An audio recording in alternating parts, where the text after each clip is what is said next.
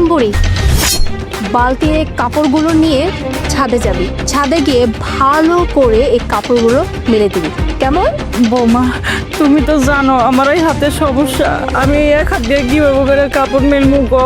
ও আচ্ছা, আমার শাশুড়ি মা এই কাপড়গুলো মেলতে পারবে না, তার হাতে নাকি অনেক সমস্যা।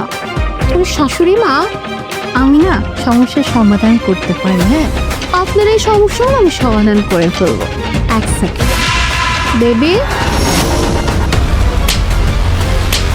আমার না, ঠিক আছে, আমি আমি মেলে দিয়ে মু কাপড়, আমি মেলে দিয়ে শোন, শুধু মেললেই হবে না, হ্যাঁ, যতক্ষণ তুই কাপড় মেলবি ততক্ষণ এই বালতি যেন তোর হাতে থাকে, বালতি যেন ফার্দার নিচে না রাখা হয়। উপরে কিন্তু সিসি ক্যামেরা দেওয়া আছে, হ্যাঁ, আমি সুন্দর মতো করে সিসিটিভি ফুটেজ চেক করবো। যদি আমি দেখি যে তুই বালতি নিচে রেখেছিস, তাহলে তোর অবস্থাটি কি হবে সেটা না আমি আর নাই বলি। এই বুড়ি, আমার দেবী কি বললো কানের ভিতর ভালো করে ঢুকায় রাখ, না হলে কিন্তু তোর কানটাই কেটে ফেলবানো। এনিওয়ে বেবি, আমার না অনেক ক্ষুধা পেয়েছে, চলো আমরা কিছু খেয়ে আসি, কেমন? দেখছো বেবি কি নাটকটা করতেছে, কাজের ভয়ে নাটকটা কি শুরু করছে। আমার মনে চাচ্ছে ওকে একদম বস ধরে মেরে ফেলি। মেজাজটা কেমন লাগে, মানে বইটা ধাপাস করে নিচে পড়ে গেছে। এগুলো সব হচ্ছে নাটক, হ্যাঁ, যাতে করে কাজ না করতে হয়। আচ্ছা, কি আর করার, পড়ে থাকুক এখানে, হোশ আসলে তারপর নিজেই নিয়ে যাবে কাপড়গুলো শুকাতে, কারণ ও খুব ভালো করেই জানে আমার ব্যাপারে আমি কি করতে পারি আর কি করতে না পারি। হ্যাঁ, আর কাজ কর, তুমি চলো, আমার না ক্ষুধা লেগেছে, চলো চলো।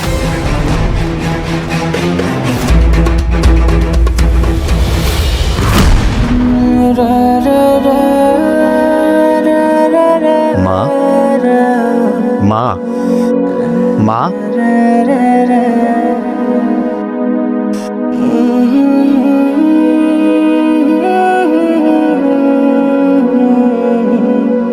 বাবা, মা, আমি আমি সব কি দেখতেছি, মন আর তোমার সাথে এরকম আচরণ আমি কল্পনা পক্ষে করতেছি না। মা, বাবা তুই তুই আইসিস বাবা, তোর লেগে আমার অনেক খারাপ লাগছে বাবা, অনেক দেখতে মন চাইছে, কিন্তু তুই তো আসোসই নাই। আমি তোমাদের সবাইকে সারপ্রাইজ দিতে চাইছিলাম, কিন্তু আইসা যে আমি এরকম সারপ্রাইজ হবো এটা তো আমি কখনো ভাবিনি। মা, মনে তোমার সাথে এমন কেন করতেছে? বাবা আমি কিচ্ছু জানি না কি লেগে বৌমা আমার লেগে এরকম করতেছে। শুধু বৌমা একলা না, ওই যে বৌমার সাথে একটা ছেলে আছে না, আমি ওরা চিনি না বাবা, ও পরে পরে আমার বাসায় আসে, এরকম আমার অত্যাচার করে বৌমা সহকারে, ওই রুমের ভেতরে আটকে রাখে, সমস্ত কাজ করে বাবা, ঠিক মতো আমার খাইতেও দেয় না। বুঝতে পারতেছি, আমি দিনের পর দিন দেশের সেবা নিয়োজিত থাকি, আর আমার বউ আমার মায়ের সাথে এমন আচরণ করে, তা আবার তার প্রেমিকের সাথে মিলে। এটার বিহিত আমি করবো, তুমি একদম চিন্তা করো বাবা, একদম চিন্তা করো। উফ, খাওয়া দাওয়া তো শেষ। আচ্ছা, এক কাজ করি, চলো গিয়ে দেখি ওই বুড়িটা কি ওখানে পড়ে আছে নাকি কাপড়গুলো নিয়ে ছাদে গেছে। আরে বাবু, যাবো তো, এই কাপ দুটো ওকে দিয়ে ধোয়াবো, কি বলবো? একদম, ওকে দিয়ে তো আবারও তার কে ধুবে। আচ্ছা চলো গিয়ে দেখি।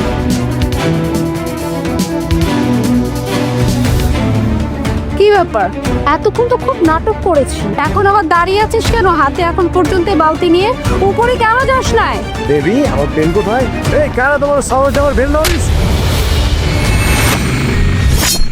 এই যে তোর বেল। তুমি এখানে কখন, কোথা থেকে, কিভাবে আসলে? আসসালামু আলাইকুম স্যার। স্যার আপনি? হ্যাঁ, আমি এইখানে অনেক আগেই আসছি, আর আমার মায়ের সাথে যা কিছু হয়েছে সব কিছু আমি নিজের চোখে দেখছি। তোর কত বড় সাহস, আমার মায়ের গায়ে হাত তুলছিস? তো এই বেল্ট দিয়ে তোর আমার মাকে মারছিস? এই লজ্জা করলো না, তোর বিবেকে বাঁধলো না যে তুই তোর মা সমতুল্য শাশুড়ির গায়ে হাত তুলতেছিস? ভাবতেই পারতেছি না যে আমার বউ আমার মায়ের সাথে এমন আচরণ করে, আমার মায়ের গায়ে হাত তোলে। না না, এমন কিছুই করি নাই। উনি তো আমার শাশুড়ি, ওনার সাথে আমি কেন করতে যাব? তার মানে কি স্যার তোমার হাজবেন্ড? এই তুমি তো এগুলো আমাকে আগে বলোনি, তাও তো আমি তোমার সাথে কোনো রিলেশনই করতাম না। স্যার বিশ্বাস করো, আমি জানতাম ও অবিবাহিত, এই জন্যই আমার সাথে রিলেশন করেছি। তাই চুপ, আরেকটা মিথ্যা কথা বলবি না। আমি তোদের সবার মিথ্যা কথা ধরে ফেলছি। তুই জানিস না তাই না, ও যে বিবাহিত এটা তুই বুঝতে পারিসনি। এই বাড়িতে যে প্রতিনিয়ত আসতিস, এই বাড়িতে যে একটা মহিলা মানুষ থাকে, সেই মানুষটা যে ওর শাশুড়ি হয়, এটা তুই জানিস না। একটা মেয়ের শাশুড়ি কখন থাকে? যখন সেই মেয়েটা বিবাহিত হয়। আমাকে পাগল পাইছিস? আমি পুলিশ অফিসার, আমার চোখ ফাঁকি দেওয়া এত সহজ না। আমি দিনের পর দিন দেশের সেবা করে গেছি, দেশের সেবায় নিয়োজিত থাকছি, আর এইটা ভেবে সবসময় নিশ্চিন্তে থাকছি যে আমার মাকে দেখাশোনা করার জন্য আমার বউ আছে। দিন শেষে যখন এরকম একটা সিন আমার দেখতে হয়েছে, আমি নিজের চোখকে বিশ্বাস করতে পারি নাই। অনেক হয়েছে, তোর মতো মেয়ের সাথে আমি থাকবোই না, আর তোদের দুইজনকে আমি থানায় দেবো। না না না, প্লিজ জেলে দিও না, আমাকে ক্ষমা করে দাও। বাপ, কিসের মা? তোর কোনো ক্ষমা নেই, তোদের কোনো ক্ষমা নাই। তোদেরকে থানায় ধরবো, তারপরে তোদের বাকি ব্যবস্থা করবো। চল, তারার চেষ্টা চল।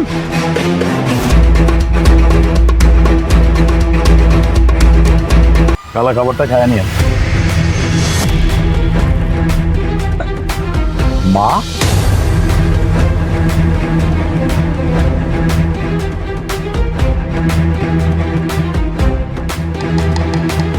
আন্টি, আপনার এই অবস্থা কেন? আপনার পুরো শরীরে মারের দাগ, আপনি এরকম কাপড় চোপড় পরে রাস্তায় বসে আছেন, কি হয়েছে? আমি পড়ে গেছিলাম বাবা, পড়ে যেয়ে দাগ হয়েছে। আন্টি, আমি তো কোনো ছোট মানুষ না।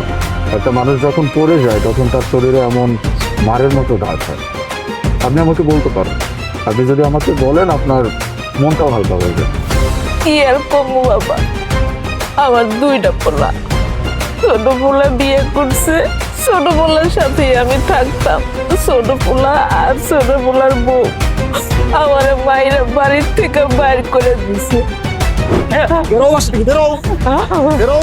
তোমাকে আর আমি এই বাসাতে রাখতে পারবো না। তোমার জন্য আমার ওয়াইফের সাথে প্রত্যেকটা দিন ঝগড়া হয়। আমি যা কামাই করি সবকিছু তোমার পেছনে নষ্ট হইতেছে। তুমি বেরো বাসা থেকে। কই যাবো বাজান? তুমি কই যাবা না যাবা এটা কি আমি ডিসাইড করবো? তোমার ইচ্ছা, তুমি রাস্তায় থাকবা, যাও। বাজান, তুই ছাড়া তো আমার কেউ নাই। আমি কার কাছে যাবো, কই যাবো, কোথায় থাকবো? আমার এনে রাখ বাজান। তোমার তুমি কথা শুনলে না।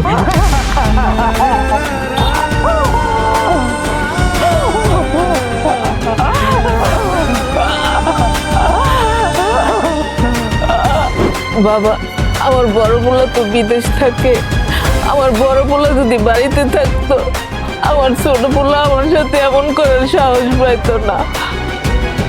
আমার পোলা নাই দেখতে আজকে আমার ছোট পোলা আমার মায়ের বাড়ির থেকে বাইর করে দিছে, আর কইছে তুই কোনোদিন বাড়িতে আবি না, এই বাড়িতে তোর জায়গা নাই। আমি খালি আমার বড় পোলার অপেক্ষা করতেছি। আমার পোলায় দেশে আইলে আমার সাথে যে অন্যায় করছে এইটার বিচার আমার পোলায় করবো। আমি আল্লাহর উপরে ভরসা করে এখনো বইয়া আছি। আমার পোলা একদিন ফিরে আইব। অবশ্যই ফিরবে মা, তোমার বড় ছেলে অবশ্যই ফিরবে। বাজান, তুই আইসিস বাজান? মা, আমি কল্পনা করতে পারতেছি না যে আমি ওকে এই অবস্থায় দেখ।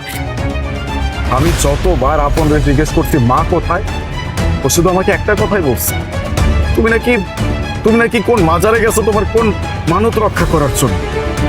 আমার মন সায় দিচ্ছিল না। তো আমি যে তোমাকে এরকম একটা অবস্থায় দেখবো আমি চিন্তাও করতে পারি নাই। মা, আমার মায়ের সাথে এত বড় একটা অন্যায় করছে, আর আমি ওদেরকে ছেড়ে দিব কখন? তুমি ওঠো।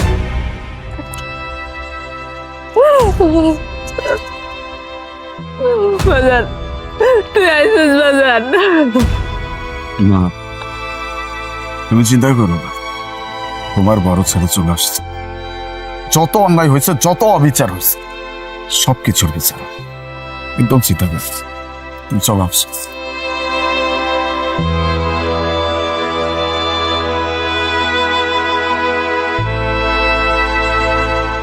বলেন, আপনার মায়ের জন্য আপনাকে কত টাকা দিতে হবে? তুই আমার মারে কিনবি? কত দিবি? আচ্ছা, এক কাজ কর, তুই আমার মারে কিনবি তো 15 লাখ টাকা দে, যা। ব্যাস মাত্র 15 লাখ টাকা। আমি তো আরো অনেক বেশি কিছু ভেবে রাখছিলাম। যাই হোক, যেহেতু নিয়ে আসছি তাহলে আর ফেরত নিয়ে যাব না। এখানে পুরো 25 লক্ষ টাকা আছে, পুরোটাই আপনার। কি কইতেছেন? হাসা কথা, 25 লক্ষ টাকা আছে এর ভিতরে? বিশ্বাস হচ্ছে না? চেক করে দেখেন। ঠিকই কইছেন।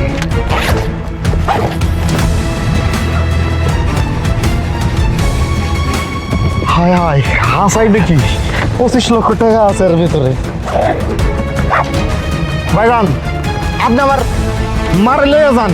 এর লগে কি করবেন না করবেন, বাসায় কাজ করাবেন না কোন হোটেলে কাজ করাবেন, এটা একান্ত আপনার ব্যক্তিগত ব্যাপার। আমার মারে আপনি লয়ে যান। আজকের পর থেকে আমার মা আপনার। বাজান, এটা তুই কি করতেছস? কি করতেছস তুই? এটা এই একটা অপরিচিত লোকের কাছে আমার তুই বেচে দিতেছস? হ্যাঁ, তুই ভুল লাগেছস আমি তোর মা? সামান্য কিছু টাকার লিগে তুই এই লোকটার কাছে আমার বেচে দিতেছস? কি লিগে করতেছস এরকম? কোন কারণে করতেছস? এই বুড়ির ঘরের বুড়ি, তোর বয়স কত হয়েছে দেখছোস? আর তুই আমার মা, বাসায় থেকে কি করছ? একটা কাজ কাম তো ঠিক মতো করতে পারোস না। তোরে আমি এমনিতেও বিক্রি করে দিতাম। কালকে জুয়া খেলে প্রায় 12 লাখ টাকার মতো হারছি। তোরে না বিক্রি করলে এই টাকা পামু কই? ভাইজান, এত কথা কওয়ার দরকার নাই। আমার মারা আপনি নিয়ে যান তো। দেখুন, আপনার মায়ের জন্য আমি আপনাকে পুরো 25 লক্ষ টাকা দিচ্ছি। দ্যাট মিনস আপনার মাকে আপনার কাছ থেকে আমি 25 লক্ষ টাকা দিয়ে কিনে নিচ্ছি। সো আজকের পর থেকে আপনার মায়ের উপরে না আপনার কোনো অধিকার থাকবে, না আপনি কোনোভাবে ওনার উপরে কোনো প্রকার হস্তক্ষেপ করতে পারবেন। না না ভাইজান, আমার মারা আমি আজকের পর থেকে, মানে এখনকার পর থেকে আমার মারা আমি চিনি না। আপনি আমার মায়ের নিয়ে যান। বাজান, এমন করিস না, আল্লাহ সইব না বাবা। বুড়ির ঘরে বুড়ি কি কইতাছে বুঝছ না? হ্যাঁ থেকে আমি 25 লক্ষ টাকা নিছি, তোরে বিক্রি করে দিয়ে যাই আনতে যা। বাজান, এরকম করিস না বাজান। আমি অপরিচিত লোকের লাগে যাবো না বাবা, এমন করিস না, আল্লাহ সইব না। Thank you very much. আপনি আপনার টাকা পাইছেন, আমি আমার মানুষটাকে পাইছি। That's it. আমি তাহলে চললাম, চলেন। বাজান, থাক বাবা। এরকম হইছে বাবা, এরকম করিস না। তোর মতো মা এরকম 25 লাখ টাকা পাইলে আমি 10টা মারে বিক্রি করে দিতে পারি। আইছে মা শাস্তে। ছাড়েন আপনি। আপনি আমার এতগুলি টাকা দিয়া আমার মতো একটা বয়স্ক মানুষের আমার ছেলের কাছ থেকে কি লেগে কিনে নিছেন? হ্যাঁ, আমি তো এমনি অসুস্থ, আমি কোনো কাজ কাম করতে পারি না। আমি যে আপনারা রান্না করে খাওয়াবো, আপনার ঘরের কাজ করে দিব, তাও তো আমি পারবো না। এতগুলি টাকা আপনি কি লেগে নষ্ট করছেন একটু কইতে পারবেন? রিল্যাক্স, আপনি একটু শান্ত হন। দেখেন, আমি যা করছি এটা আপনার ভালোর জন্যই করছি। হ্যাঁ, আমার ভালোর জন্য মানে? হ্যাঁ, আপনার ভালোর জন্য। অ্যাকচুয়ালি ব্যাপারটা হচ্ছে যে আমার অফিসের বাইরে একটা চায়ের দোকান আছে। আমি বলতে পারেন যে প্রতিদিনই ওখানে চা খাই। কালকেও খাচ্ছিলাম। তো খাওয়ার সময় আপনার ছেলের কথোপকথন শুনে ফেলছিলাম। আর কথাগুলো ছিল এমন, তারা 3 জন ছিল, এরা জুয়া খেলছে। এই জুয়া খেলার মাধ্যমে আপনার ছেলে প্রায় 10 থেকে 12 লাখ টাকার মতো হেরে গেছে। এই টাকা শোধ করার মতো টাকা আপনার ছেলের কাছে ছিল না। এই জন্য যাদের কাছে সেই টাকাটা হারছে তারা 2 জন মিলে আপনার ছেলেকে এইটাই বলছিল, যদি আজকের মধ্যে আপনার ছেলে সমস্ত টাকা পরিশোধ করতে না পারে সেক্ষেত্রে আপনাকে তাদের হাতে তুলে দিতে হবে। আপনি একটা বয়স্ক মানুষ, আপনাকে যদি যে কোনো হসপিটালে নিয়ে গিয়ে বলা হয় যে আপনি স্ট্রোক করে মারা গেছেন, এটা যে কেউ বিশ্বাস করবে। তাদের প্ল্যান ছিল আপনার ছেলের কাছ থেকে আপনাকে তারা নিয়ে নিবে, এরপরে হসপিটালে গিয়ে বলবে যে আপনি মারা গেছেন, এরপরে আপনার কিডনি থেকে শুরু করে আপনার মূল্যবান যত পার্টস আছে আপনার শরীরের, এগুলো নিয়ে তারা সেল করে দিবে, দিয়ে সেখান থেকে নিজেদের টাকাটা তারা নিজেদের করে দিবে। That's it. যখন কথাগুলো আমি শুনলাম তখন আমার কাছে কেন যেন মনে হইলো যে কাজটা হইতে দেওয়া ঠিক হবে না। আর আমার কাছে আল্লাহর রহমতে টাকা পয়সা কোনো কিছুর অভাব নাই। এত টাকা পয়সা দিয়ে কি বা করব যদি এই কথাগুলো শোনার পরেও একটা মানুষের জীবন না বাঁচাইতে পারি। দ্যাটস ওয়াই আর কোনো কিছু চিন্তা না করে সকাল সকাল আপনাদের বাড়িতে চলে আসছিলাম। তারপরে যা হয়েছে সেটা তো আপনি নিজেই দেখছেন। কি কি কইতেছেন বাবা আপনি? আমার ছেলে জুয়া খেলে 12 লাখ টাকা হারছে, ওই টাকার কারণে ওর মারে মেচা দিব? এত কষ্ট করে সেই ছোটবেলায় আমার স্বামী মারা গেছে, সেই ছোট থাকতে আমি ওরে মানুষের বাসায় কাজ করে রাস্তায় ইটা ভাঙা আমি আমি কোলে পিঠে করে আমার ছেলের আমি মানুষ করছি, এত বড় করছি, আর ওই ছেলে আমারে বিক্রি করে দিব জুয়া খেলার টাকার জন্য। হে আল্লাহ, এই দিন দেখার আগে তুমি আমার মরণ দিলা না কেন লিগা? মরণ দিলা না কেন? আসলে ব্যাপারটা কোন জায়গায় জানেন তো, দাঁত থাকতে অনেকেই না দাঁতের মর্যাদা দিতে জানে না। যার আছে সে বোঝে না, আর যার নাই সে খুব ভালো করে জানে যে মা বাবা পৃথিবীতে না থাকলে একটা সন্তানের উপর দিয়ে কি চায়। আপনি আমার এত বড় উপকার করছেন, আপনার আমি ধন্যবাদ দিয়ে ছোট করবো না। ঠিক আছে বাবা, আমি তাইলে যাই। দাঁড়ান, বলছিলাম আপনারও তো এই পৃথিবীতে এখন আর কেউ নাই। আমি জানি, আমি আপনাদের সম্পর্কে খোঁজখবর নিচ্ছি। আমারও না আপন বলতে এই দুনিয়াতে কেউ নাই। সেই ছোটবেলায় মা বাবাকে হারাইছি। তো আপনি বলতে পারেন যে আমার কাছে টাকা পয়সা বাড়ি গাড়ি কোনো কিছুর অভাব নাই। আমার সুখের জন্য যা কিছু লাগবে আমি সব কিছু নিয়ে নিতে পারবো। তো আমি না চাইলেও কখনোই টাকা দিয়ে আমার বাবা মাকে ফেরত আনতে পারবো না। আপনি আপনি যদি রাজি থাকেন তাহলে আপনার এই ছেলের মা হয়ে আপনি থাকতে পারবেন না? মানে আমি চাই আপনি আমার সাথে থাকেন, আমার মা হয়ে থাকেন। আপনার কিচ্ছু করতে হবে না, থাকবেন। কি বাবা, আমি তোমার মা হয়ে থাকবো? ও বাবা, তোমার মতো এরকম সন্তান পাওয়া তো ভাগ্যের ব্যাপার। আর আমি কোনো ভাবতে পারি না আমার মতো এমন অভাগিনী একটা মহিলা তোমার মতো এরকম একটা সন্তানের মা হয়ে থাকতে পারবো। ও বাবা, আমি যাবো, আমি তোমার সাথে যাবো। আমি আজকে অনেক খুশি। আমি আপনাকে বলে বুঝাইতে পারবো না আমি ঠিক কতটা খুশি। আপনি একটু আগে আমাকে বললেন না যে আপনি অসুস্থ মানুষ, আপনি কোনো কাজকর্ম পর্যন্ত করতে পারবেন, আপনার কিচ্ছু করতে হবে না। আপনি শুধু পায়ের উপর পা রেখে নিজের জীবনটা উপভোগ করবেন। আমি শুধু আমার মাকে মা বলে ডাকার সুযোগটা পাবো আর কি।